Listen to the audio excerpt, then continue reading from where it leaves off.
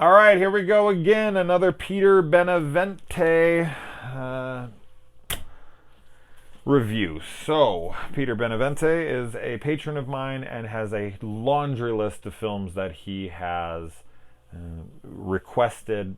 And the reason that I keep getting to them is because he either picks something that is available for free on like Hulu, Amazon Prime, Netflix, whatever, or the big reason why I've watched the majority of his films is because everything that he's picked I own, and that makes things very, very simple for me. So thank you to Peter, and of course, as I said, he pays me for each individual review I do. So if you're sitting there as a patron going, why the fuck don't I get 30 reviews? It's because he's paying for individual reviews on every freaking single one of these, and it is not a low amount. So thank you to Peter. Keep requesting them all you want if we continue to have this kind of relationship. I am not going to say no. Anyway, so this is based on a creepypasta. Now, is this? No, probably not reachable, but I do own a movie that goes off of the same premise. So The Midnight Man is, I don't know if it was created by creepypasta or not, but it is essentially a game that is played by kids at a certain time of night. I think at midnight they have to knock a certain amount of times and they have to play by the rules, or the Midnight Man will come and get them, and they have to stay alive until 3:33 a.m. and do all of these things and salt rings and whatnot. This is a film that I saw production stills to about 2 years ago and posted about them on my private Sinister Cinema Facebook group, and was like, wow, this looks really cool. It's got Robert Englund and Lin Shaye in it, and the images are awesome. And having watched this is currently streaming on Hulu. There's another film that's based on the same premise called The Midnight Game, which was also a low-budget horror film that came out maybe around the same time as this film, which I actually really enjoyed the shit out of, and I do own up there. I don't know where it's at the moment, but it doesn't matter. So if you like this and you want to see another take on this, if you're like really into this storyline of these kids playing this game and everything, of course, going wrong, also check out The Midnight Game, which I absolutely was a huge fan of when it came out. A lot of people didn't like it. They think it's low budget trash, but I was totally into the film, and while watching this, it gave me a huge desire to go back and revisit it, and because I own it, I can do that. So, as I said, this does have Lin Shaye and Robert Englund in this. Both play decent sized roles. Robert Englund does not play the villain for once. He plays a doctor in this, and I think he plays it pretty well. Lin Shaye, on the other hand, overacts in this movie like a motherfucker. Now, I know Lin Shaye overacts a decent amount, but this one is a little extra. This one is a little more. This is I feel like the director didn't know how to rein her in a little bit. Be like, okay, Lynn, let's bring it down just about 4 notches. It's you're overselling things, you're overemphasizing things, you're screaming. The cues that she has, they just feel very rough. They feel very forced, and not a big fan of her performance in this movie. I do feel like it drags it down a little bit, but overall, I did very much enjoy this movie. I was very surprised by that. Now, I'm going to be getting into spoilers here, but if you haven't seen it, you should go watch it on Hulu. I recommend it. So it has this opening. Now, I knew I was going to be into this movie because the opening features a child, maybe 10 years of age, full on, from head to toe, exploding all at once in a huge, blood-soaked freaking grenade explosion. It's fucking hilarious and amazing, and the film is not funny at all. It very much plays it extremely straight-laced, and when I say funny, it's because the gore gag is so insane and so unexpected at the moment. You don't see kids explode, but holy shit, does this kid legitimately explode, and it gives us a look into what happens when you break the rules. And it makes sure that you know that it is going to stick to that even if it's a child. So awesome. I knew in that moment, I was like, oh shit, like I hope the movie stays this cool. And it did. Absolutely. Had a great time with it. Peter, thank you for making me check this one out. As I said, now on the flip side, you should watch The Midnight Game. And maybe I'll review that soon enough. And he's even like, the Midnight Man is even holding another kid's head in his hands. Now I know it's attached to a body, but it does still look like a severed head regardless. And that kid opens its mouth and blood just starts pouring out of it.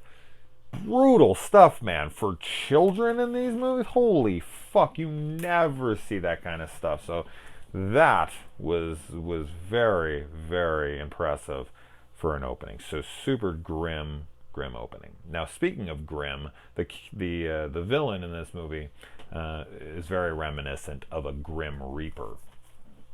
And I did really, really like the killer in this, or the villain, or the monster, if you will. I really liked the voice.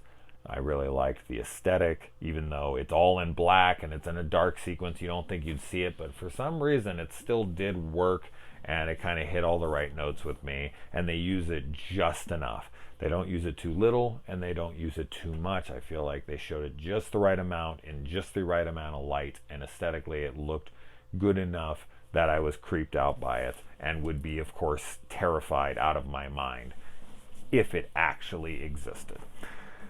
And kid leaves house, fucking body explodes in all caps and an exclamation point. Yeah. So then we flash forward X amount of years later, and Lin Shaye plays this grandma who's a total asshole to her grandkid in this. Like, she's not a good person, but I guess the kid's just sticking around because she wants to take care of her family, whatever. And this is I don't know if they've made any other movies together, but I do know Lin Shaye and Robert Englund were both, of course, in Nightmare on Elm Street. So seeing them back together,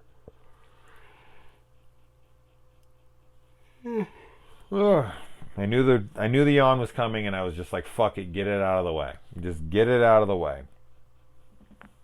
The film also looks good. I like the way it looked. I like the aesthetic choices of this movie.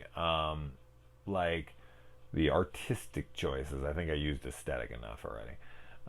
So I start harping on. I'm gonna review my own review while I'm reviewing. But yeah, so I think I did like the choice to make this film kind of drained of color, that it's kind of like, it looks like it's set at midnight throughout. It's cool. I do dig it. I think it is a an artistic choice, but a good one, and it fits the film, and I do like that I do like how it looks. Of course, with movies like this, you can always ask the question, why do they play? Why do they play? But at the same time, Ouija boards are still sold to this day, even though every single fucking person, no matter what the hell they say, maybe I'm wrong. I could be, and of course there will be someone in the comments below, you're wrong, I've done this and I've experienced it. Okay, fine, I'm wrong. But in my opinion, they still sell Ouija boards, and in every case where movement has happened, it's because one of your friends, one of the people with you, moved it and is still lying to you to this day. And they're like, oh no man, it wasn't me. And they're like, see, it's proof. And it's like, your asshole friend, or you're delusional and you did it yourself and you don't remember, or you're just like, a pathological liar and you've convinced yourself. That's my skepticism coming out hardcore there and being super judgy, probably because it's like 2 a.m. right now. But yeah.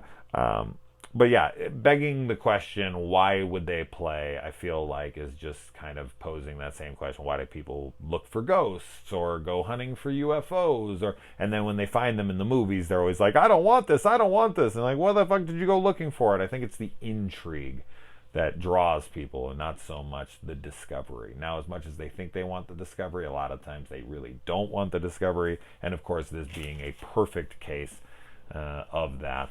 because holy shit, would you not want this game to come to life and be true? You're just trying to scare this girl, hopefully, so she'll jump into your arms, and then hopefully onto your dick from there. So, yeah, it's kind of that testing of your strength. Are you superstitious?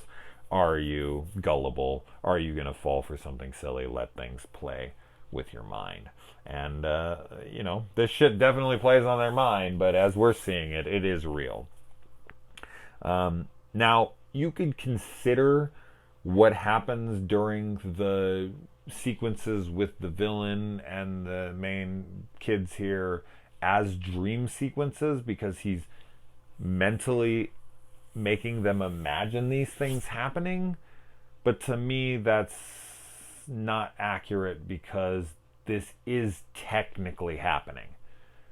Yes, a dream is technically happening until you wake up from it, but a dream doesn't come with actual agony. Like, you might mentally feel like it, you're feeling it physically, and hey, maybe there are cases where that's true, but for this particular set of events and the way this is set up, when they have an interaction with the Midnight Man, he'll put them through this agony. He'll put them through the very realistic take that this is happening. Like, they feel like it's happening.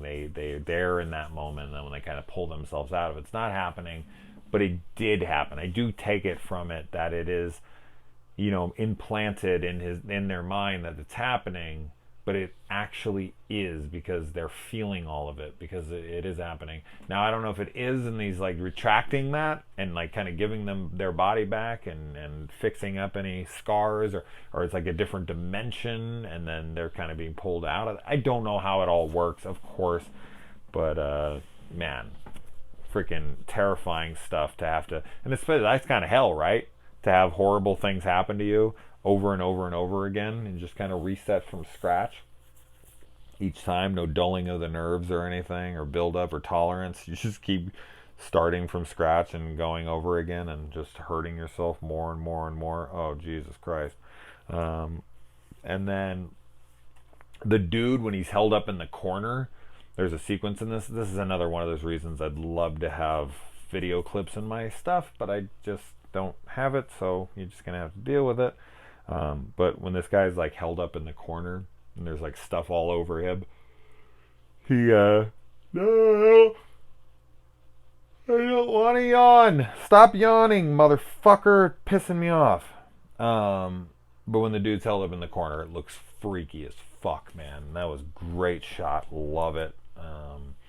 And then the whole blood in the tub, and then the girl comes out of the tub and she's like, her face is all like broken and like stretched out, and awesome stuff, man. Awesome stuff. Loved that stuff. And even though it's like, kind of a dream sequence almost, like it's like a fantasy that's been put into her head, it doesn't matter.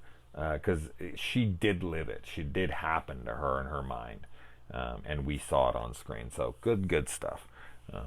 And yeah, Lynn is too over the top. I agree. I already talked about that. And Alex she looks so fucked up coming out of that blood. I just can't talk enough about that. I love it. Then Miles, her dude in this, he gets attacked. And like the Midnight Man's like pressing on his face and lifting under his skin or whatever, and the guy's eye is like popping out of his skull while he's like interrogating him or taunting him or whatever the fuck he's doing in that moment. And it is freaky, and the practicals on that are fantastic, and it looks eerie and nuts, and I just loved that stuff. I thought it was fucking brutal. The Midnight Man is terrifying, and he's also a goddamn cheat. He's a fucking cheat throughout this movie. Even though there's all these established rules, it kind of establishes that he's not a rule follower, but that these people better be, otherwise he's going to kill them if they step outside of the rules. And if they don't step outside of the rules, he's going to cheat so that the rules don't apply to him and that he can kill them. So pretty much if you play this game, you're going to fucking die, as we know in the end of this movie. Also, the movie ends extremely grim, which, of course, I'm a fan of. Some people aren't. They like to have their happy endings. And hey, we're all different. And if that's what you want and that's what you need and that's what makes you feel better, all the power to you. I'm not that dick to sit here and be like, yeah, you fucking pansies today. You can't handle this. It is what it is. I'm getting older, man. I don't give a shit. Let people have what they want. Doesn't matter. Those are not the battles you should be fighting. There's plenty of battles you should be fighting right now, but we're sure as shit not gonna get political on this channel. Join me on my Facebook and you'll see me talk politics all fucking day, but not on this channel. And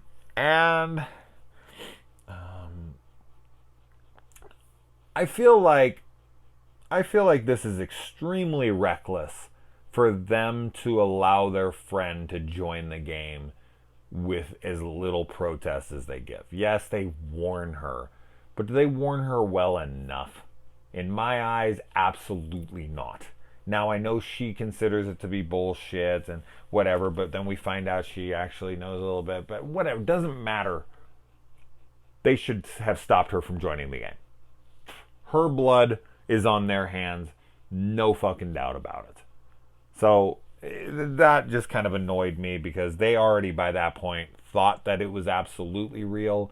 And for me, when the friend came in, I've been like, oh fuck no, we're not going to tell you to play. We're not even no, you're not going to take your blood and put it on the paper and sign your name in and do the things to be initiated into. No, absolutely not. It's not happening. You're not joining it. Get the fuck out of here.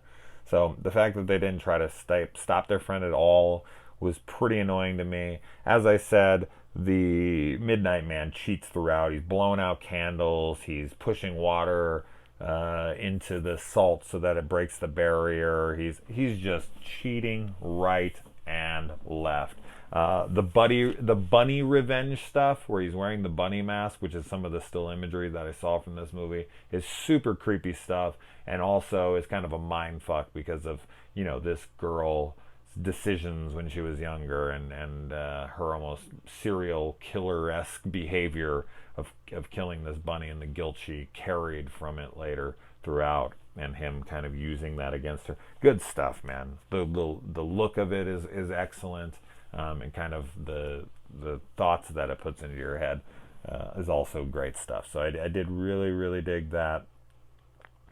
And Anna, played by Lin Shaye here, we find out has been kind of a bitch this whole time. Now she's a bitch through fear, which a lot of people, especially nowadays, yet again, not getting political, but people are easily manipulated and fall for fear mongering.